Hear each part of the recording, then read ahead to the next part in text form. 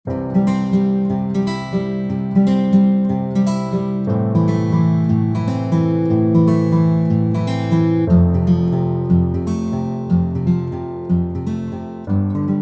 BOK 1 Engineering Management.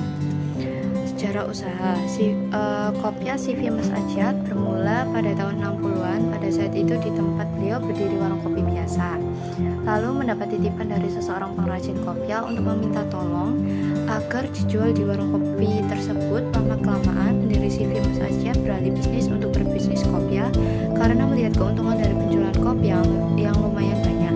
Yang pertama beliau beli adalah bahan baku utama dari kopya, yaitu Bludru. Beliau mencari dan memulai menjual bahan utama membuat kopya dengan kualitas premium dari bahan impor Korea. Setelah dinilai cukup menguntungkan, beliau mulai membangun bisnis produksi kopya dengan skala kecil dengan mengajak para tetangga dengan tujuan memajukan ekonomi masyarakat sekitar dan juga membantu meringankan produksi kopya tersebut.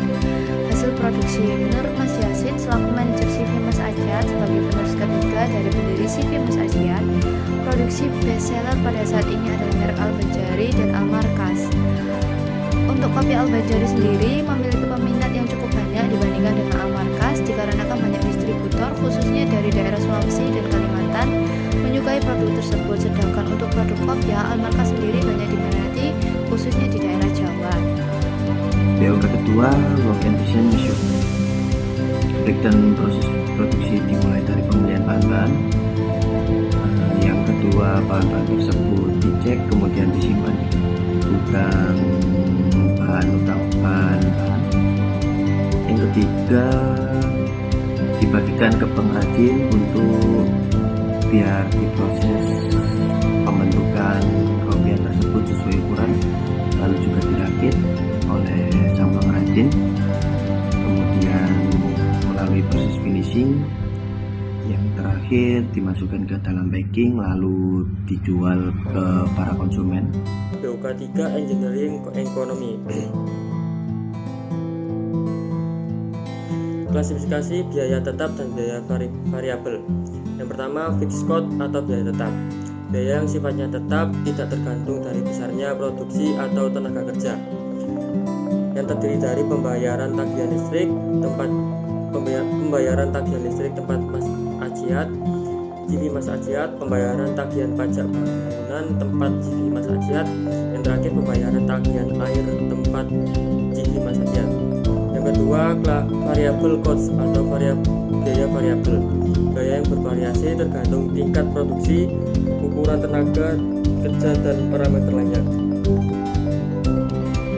yang berupa gaji atau upah untuk karyawan tenaga kerja CV Mas Ajiat, harga pembelian bahan-bahan impor kain bulu, biaya distribusian impor bahan-bahan pembuatan kopya, biaya pendistribusian barang-barang hasil produksi, dan yang terakhir biaya alat-alat yang digunakan untuk proses produksi kopya.